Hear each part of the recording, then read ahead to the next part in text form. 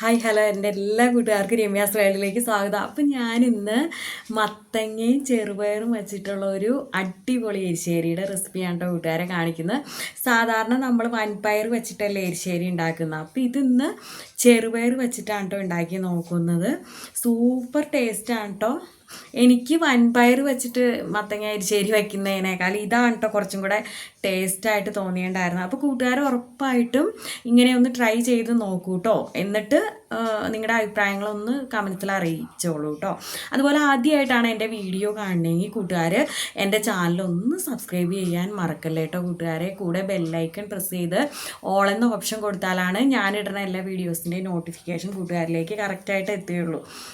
അപ്പം എന്നാൽ പോകാം വീഡിയോയിലേക്ക്. വീഡിയോ സ്കിപ്പ് ചെയ്യാതെ തന്നെ കണ്ടോളൂ കേട്ടോ.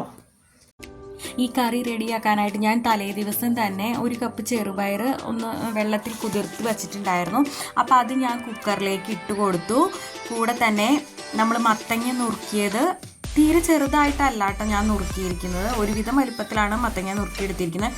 അതിലേക്ക് മഞ്ഞൾപ്പൊടി, മുളക് പൊടി,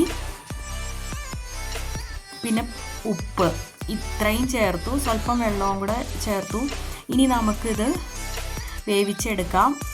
അപ്പോൾ ഒരു 2 വിസിൽ തന്നെ മതി കിട്ടും, നന്നായിട്ട് വെന്ത് കിട്ടും. ഇനി നമുക്കിതിലേക്ക് ഒരരപ്പ് റെഡിയാക്കാം. അതിനായിട്ട് മിക്സിയുടെ ചെറിയ ജാറിലേക്ക് തേങ്ങ ചിരവിയത്, അതിലേക്ക് 1/4 ടീസ്പൂൺ ജീരകവും, പിന്നെ ഒരു 4 വറ്റൽമുളക്, അത് പിരിയൻ മുളകാണ് കേട്ടോ. അപ്പോൾ അധികം എരിവില്ലാത്ത മുളകാണ് ഞാനിവിടെ ചേർത്ത് കൊടുത്തിരിക്കുന്നത്. പിന്നെ ഒരു 3 അല്ലി വെളുത്തുള്ളി ചേർത്ത് കൊടുത്തിട്ടുണ്ട്. അപ്പോൾ കൂട്ടുകാർ പച്ചമുളക് ചേർക്കുന്നതെങ്കിൽ അത് ചേർത്തോളൂ കേട്ടോ. പിന്നെ കറിവേപ്പിലയും ഇട്ട് കൊടുത്തു.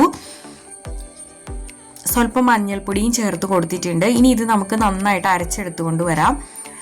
ഇപ്പം ഇതാ നമ്മുടെ കറിയെല്ലാം നന്നായി വെന്ത് വന്നിട്ടുണ്ട് കേട്ടോ. മത്തങ്ങയൊക്കെ നല്ല വെന്ത്, ചെറുപയറും നന്നായിട്ട് വെന്ത് വന്നിട്ടുണ്ട്. അപ്പം ഞാനിത് മൺചട്ടിയിലേക്ക് മാറ്റിയിട്ടുണ്ട് കുക്കറിൽ നിന്ന്.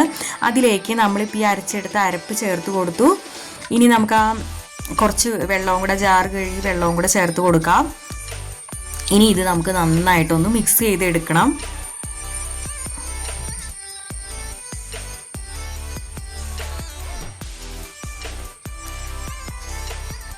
അരപ്പും ഈ മത്തങ്ങ ചെറുപയറും എല്ലാം ഒന്ന് മിക്സായി വരട്ടെ. ഇനി ഇതിലേക്ക് നമുക്ക് കടുക് താളിച്ച് ചേർക്കാം കേട്ടോ. അതിനായിട്ട് ചീഞ്ചട്ടി അടപ്പത്ത് വെച്ചു. 1 ടേബിൾ സ്പൂൺ വെളിച്ചെണ്ണ ചേർത്ത് കൊടുത്ത് അതിലേക്ക് കടുക് ഇട്ട് പൊട്ടിച്ച് ഒരു വറ്റൽമുളക് മുറിച്ചിട്ട് കൊടുത്തിട്ടുണ്ട്. പിന്നെ കറിവേപ്പിലയും ചേർത്ത് കൊടുത്തു. ഇനിയാണ് ഇതിലെ മെയിൻ താരം എന്ന് പറയുന്നത്, അതാണ് തേങ്ങ ചിരവിയത് നമ്മളൊന്ന് ചേർത്ത് കൊടുത്തിട്ടുണ്ട് കേട്ടോ. അപ്പോൾ ഇത് ഇങ്ങനെ മൂപ്പിച്ച് നമ്മൾ ഈ കറിയിലേക്ക് ചേർക്കുമ്പോൾ വേറെ ലെവലാണ് കേട്ടോ കൂട്ടുകാരെ. അപ്പോൾ ഉറപ്പായിട്ടും ഇങ്ങനെ തന്നെ ചെയ്യണം.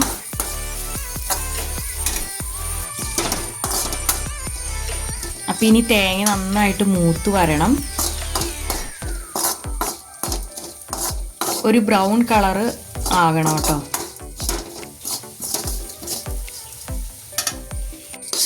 അപ്പം ഇതാ ഈ താളിപ്പ് നമ്മൾ കറിയിലേക്ക് ചേർത്ത് കൊടുക്കുകയാണ്. അപ്പം ഇത്രയേ ഉള്ളൂ, നമ്മുടെ അടിപൊളി മത്തങ്ങ ചെറുപയർ എരിശ്ശേരി ഇവിടെ റെഡി ആയിട്ടുണ്ട്.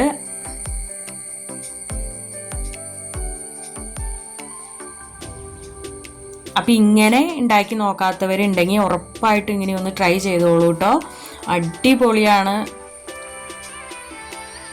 ലാസ്റ്റ് ഇതാ കറിവേപ്പില ചേർത്ത് കൊടുത്തിട്ടുണ്ട്.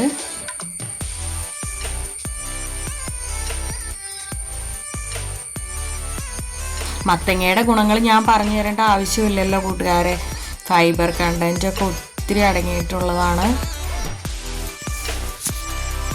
അപ്പോൾ ഇനി അടുത്തൊരു വീഡിയോ ആയിട്ട് വരുന്നവരെ thanks for watching. Okay, Tata, bye bye.